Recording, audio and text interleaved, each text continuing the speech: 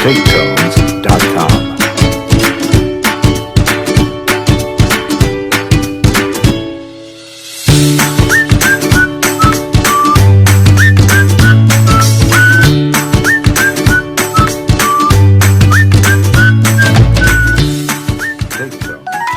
Magandang araw mga bata! Ako nga pala si Teacher Tet, ang maghahatid ng bagong kaalaman sa inyo ngayong araw na ito.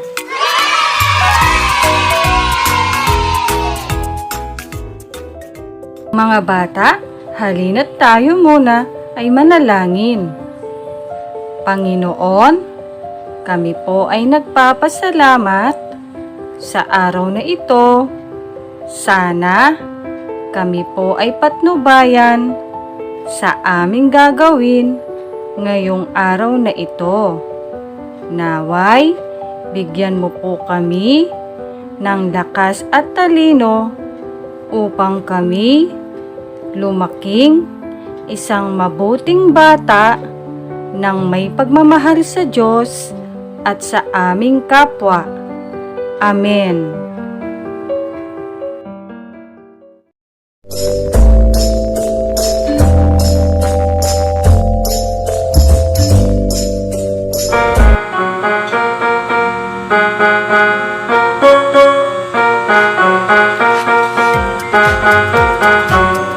Kamusta kayo mga batang naririto? Kamusta kayo mga bata, handa na ba kayo? Kamusta kayo mga batang naririto? Kamusta kayo mga bata, halina at matuto. Kamusta mga bata? Handa na ba kayong makinig sa ating aralin ngayon? Tara, halina't makinig at matuto. Mga bata, ngayong araw ay pag-uusapan natin ang mga halaman sa ating kapaligiran. May mga halamang namumunga at mayroon ding mga halamang namumulaklak. Sabihin mo nga kung ano ang tawag natin sa halamang namumunga. Kung ang sagot mo ay kamatis, ikaw ay tama. Ano naman ang tawag natin sa halamang namumulaklak? Sabihin mo nga kung ano ang pangalan nito. Kung ang sagot mo ay rosas o rose, ikaw ay tama. Kamatis lang ba ang may halamang namumunga? Bukod sa kamatis, anong alam mo pang mga puno o halaman ang namumunga sa ating kapaligiran? Sabihin mo nga. Kung ang sagot mo ay gaya ng bayabas, buko, saging, mangga, lemon, mais, talong, okra, at sili, ikaw ay tama. Bukod sa rosas o rose, may alam ka pa bang halamang namumulaklak sa iyong paligid? Sabihin mo nga kung anong alam mong halamang namumulaklak. Mahusay! Ang bonggambilya, sampagita, santan, sunflower, at orchids ay mga halamang namumulaklak. Oh, wow!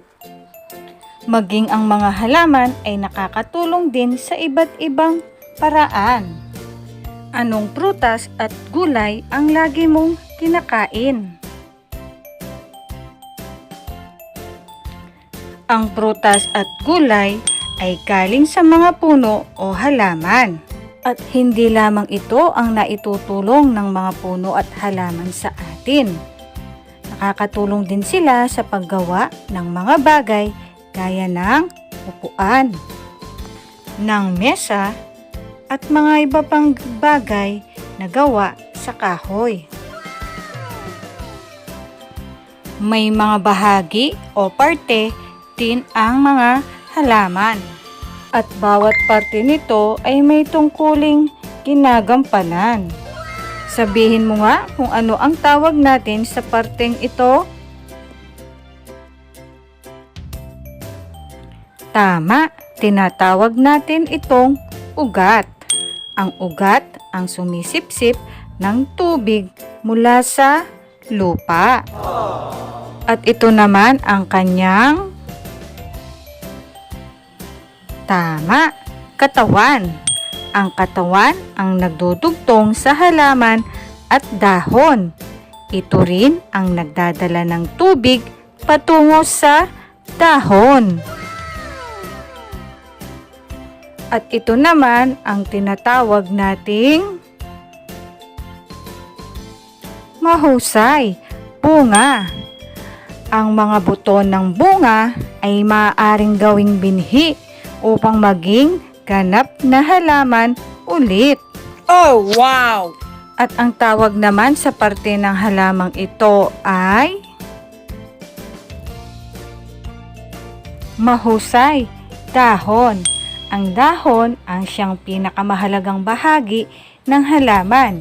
Ito ang tumatanggap ng init ng araw, tubig mula sa ugat at hangin na siyang gumagawa ng pagkain ng halaman. At ang huling parte ng halaman ay ang magaling, bulaklak. Ito ang nagiging bunga ng halaman at maaaring gawing binhi upang dumami pa ang mga halaman.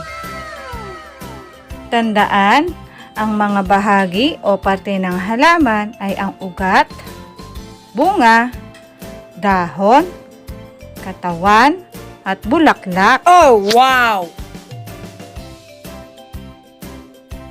Ang mga halaman ay may mga pangunahing pangangailangan din. Una, kailangan niya ng lupa. Ang lupa ang siyang kinakapitan ng ugat para mapanatiling nakatayo ang halaman. Pangalawa ay ang tubig. Ang tubig ang nagsisilbing tagapagdala ng sustansya mula sa lupa patungo sa iba't ibang bahagi ng halaman. Pangatlo, kailangan ng halaman ang sikat ng araw dahil ang liwanag mula sa araw ay kailangan ng halaman upang maganap ang photosynthesis o proseso ng pagbuo ng pagkain. At ang pang-apat ay ang hangin. Ang hangin naman ay kailangan sa photosynthesis upang makabuo ng pagkain. Oh, wow!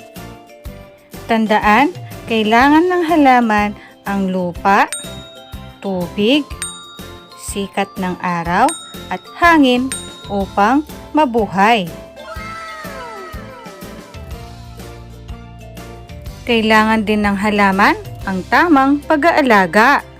Sabihin mo nga kung anong pag-aalaga ang ginagawa ng nasa larawan. Kailangan ba nating diligan ang mga halaman araw-araw? Ano kaya ang mangyayari kapag hindi natin diniligan ang mga halaman?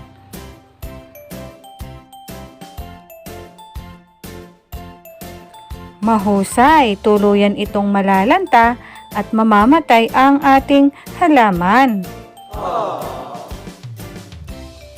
Maaari din natin tanggalin ang mga natutuyong dahon nito. Oh, wow! Nilalagyan din ng pataba ang lupa upang mas maging maganda ang tubo ng halaman. Kailangan ding ilagay ang halaman malapit sa may sikat ng araw upang mapabilis nito ang kanyang paglaki.